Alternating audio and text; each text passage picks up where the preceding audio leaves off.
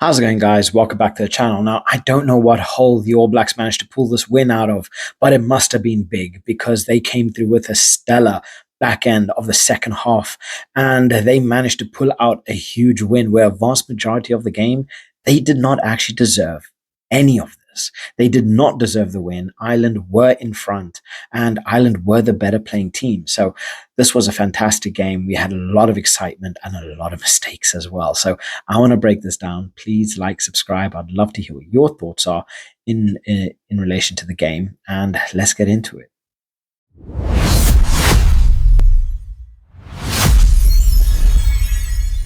So the All Blacks managed to pull out a huge win, 26-13, and how this came about, how they managed to find the energy, the mental fortitude to get this done, I don't know, but they managed to do it, and they managed to do it in spectacular fashion. I mean, we take a look at the flowchart, you'll see that for a vast majority of the game, the All Blacks were not doing that well.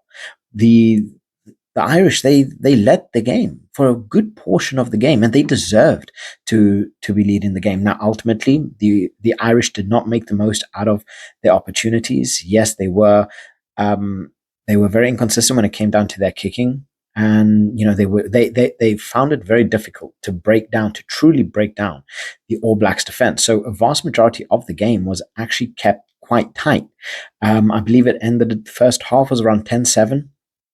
And yeah, it gave the All Blacks just enough cushion to be able to get within a try's distance to make it a true game again. And that is exactly what happened around the 60th minute in the second half. But I mean, we take a look here, and we have how things happen. So obviously Ty Burn getting a red card in the second minute was just absolutely unnecessary. It was absolutely ridiculous. And that kind of would have told you how this game was going to go. But Crowley comes through with a penalty, Ty Furlong with the try about 10 minutes after that. And that set Ireland in a very, very good space. So now you're thinking, okay, Ireland have a little bit of space. They got a little bit of room to breathe before Ardie Savea is Ardie Savea, and he shows the world what he does and who he is. He's one of the best sevens in world rugby, whether he's playing 6, 7, 8, I don't care where he's playing. You know he's going to get something done. And he put in another stellar performance today. And yes, it was not without his mistakes, but his try was beautiful. It was converted by Barrett, and they ended up going in 10-7. Now, the game was pretty tight. Honestly, the first half, Ireland should have made the most out of their opportunities. Their kicking opportunities were missed. You know, they really struggled to break down the All Blacks, and unfortunately, it went against them. And it's annoying because, honestly, out of the two teams, if you were to ask me who was the team that played more rugby, I would have said Ireland. The All Blacks did not look like they had just gone through a rugby championship. They did not look like they had just gone through France touring them. They did not look like they have been playing consistent, regular rugby. They were making unnecessary mistakes. They were making unnecessary fumbles. The kicking was a complete shambles at points, and we saw the likes of Beauden Barrett and we saw the likes of Cam Roigard just absolutely slicing their kicks, which you don't often tend to see that often. You don't see that very often. So yeah, it just looked like a complete shambles. They looked like a shell of the team that they normally are, where things are so fluid. They're able to play with such freedom. I mean, Leroy Carter barely got a touch of the ball until the second half. And you think, how does this happen? Yes, Ireland did defend very well, but the second half, the All Blacks managed to find a way, because it was come around 60th minute. Tamaiti Williams comes through with a huge try, and they finally start to bridge that gap where the Irish had that little bit of cushion, because I think it was Cody Taylor. He ended up doing a touch and go, making everybody expect. I think I was expecting him to go in for contact, but he just does that little flick off into Wallace Sititi. Wallace Sititi breaks the line, and he is now just inches away from that try line. He was so close. But then you have someone like Tamaiti Williams, who really is the mighty Williams. He weighs probably like 120, 130 kilos. I don't know how you convert it, but he is just so big, so heavy. He's going to be very hard to stop when you're like couple centimeters away from the try line. And he ends up barging through, overpowering the Irish and getting himself a try. Now, this sets it 13-12 after it does get converted. So after he gets converted, it's 14-13. So that actually puts the All Blacks ahead. Now, the All Blacks, they now start to find that rhythm that we normally tend to see throughout the game. Their passes start to get better. They start to get quicker. You start to see players, moving much better. The ball starts transitioning out to the wings much better. The runs start to become a little bit more fluid. And the Irish really start to panic because things start going against them. And again, it is not without their faults. I can't say that the All Blacks had a spectacular game because they didn't. They just managed to make the most out of the opportunities that the Irish let them. Right? We had brilliant individual performances from certain players that managed to turn the tide of the game. Players like Wallace Sititi, for instance, because not only did he help with the Tamaiti Williams try, he then also bagged himself a try. And I mean, like I say, a performance like this is a real game changer because now instead of just being ahead by 1 point and having an ever so slight cushion, which the Irish can easily change the game on its head. No, Wallace Sititi comes through with another try, and that ends up getting converted. So now this has given them a very strong cushion, and putting it to 21-13, where they are now still within just over a converted tries points difference to give them just that little bit extra edge. And now we ending up late second half before, guess who? Cam Roigard, Mr. Twinkletoes, manages to find his way, works his way in and around, beats a couple players, and puts himself in through the try line. That sets the game. That really, really sets the game. And honestly, it actually could have been more. I think Wallace Sititi was almost in for another try. I think it was Wallace Sititi, but for a slightly forward pass in the build-up. So we could have actually seen another try on top of this as the final play of the game. But yeah, it was just absolutely ridiculous. It was ridiculous. I mean, we look here and we look at from Ireland to the All Blacks, 118 carries, 24 kicks, comparing to the Irish, 31 kicks, 83 carries. I mean,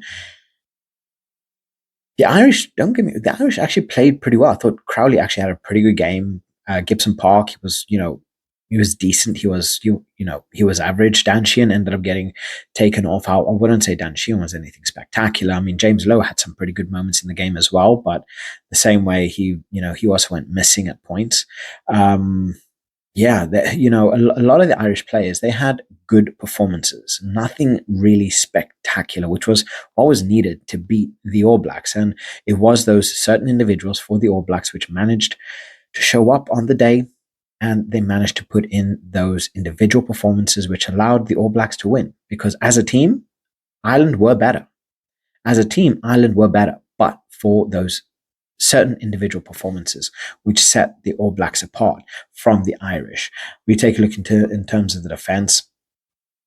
The Irish were defending much better. Yes, they missed a lot more tackles, which ultimately went against them as well, over double of what the All Blacks missed. And they allowed a lot more offloads than what the All Blacks did as well. And then also just goes to show here, this all over here, last 5 penalties, from the 60th minute all the way to the end, all Irish, all green. That did not go in their favor at all. In terms of the stats, I mean, you can see here, 4 tries, 3 conversions, 118 carries. Caleb Clark and Artie Surveyor joint with 14 carries. I mean, Stuart McCloskey, I never really knew much about Stuart McCloskey until today, and the guy actually is pretty decent. So I can definitely see him getting a lot more game time. I actually quite enjoyed watching him play. But yeah, Caleb Clark was crazy. Artie Surveyor is just Artie Surveyor. There's not much that can be said about that. Line breaks, Caleb Clark with 3, Will Jordan with 1, Wallace Sititi with 1. Tackles completed, Van der Fleer, James Ryan. I mean, James Ryan was a beast as well. Same thing with Van der Fleer. Understandably, hence the amount of tackles that they got. They made some big tackles. Cody Taylor with 15. Cody Taylor really set the game. I think he actually played really well as well, and he had a very dominant performance. But otherwise, yeah, it was crazy. It was absolutely crazy. I mean, we take a look at this. Look at this. Set plays. Ireland, 10 scrums, 100%. 16 lineouts, 69%. They were losing so many unnecessary balls through lineouts. The All Blacks were just stealing it, and they were telegraphed. At times, it really did feel like they were just plain. They were basic. They were just running through the motions, and the All Blacks managed to find that, as you can see. Hence the lineout, and albeit the All Blacks didn't exactly have the greatest lineout success either, but yeah, look at this attack. This shows everything. And my majority of this is going to come from the second half as well. 193 passes, 118 ball carries, 315 meters post contact, comparing to the Irish 157. They are over double by like 1 meter. Double of what the Irish had. How crazy is that? 6 line breaks. 6 line breaks comparing to the Irish 0. Numbers don't lie. The Irish were found and they were left wanting. They were found wanting. Penalties, defense. It was just one of those days where the Irish, they had a good game, but they needed certain players to be stepping up and making those moments matter. And unfortunately for them, the All Blacks, they found that in the 60th minute, and things just started to go down south. When Wallace Sititi truly came on, is when things really started to go south for them. He started to make so much he made himself a nuisance. He was creating havoc, and he was just finding those little spaces and those little gaps in between, which was understandable. So, yeah, this was an all-round brilliant game from, well, I wouldn't say all-round brilliant. Actually, I take that back. It was a mostly subpar performance from the All Blacks until the 60th minute, which is when things really started to go south for Ireland. So drop your thoughts in the comment section below. Please like, subscribe.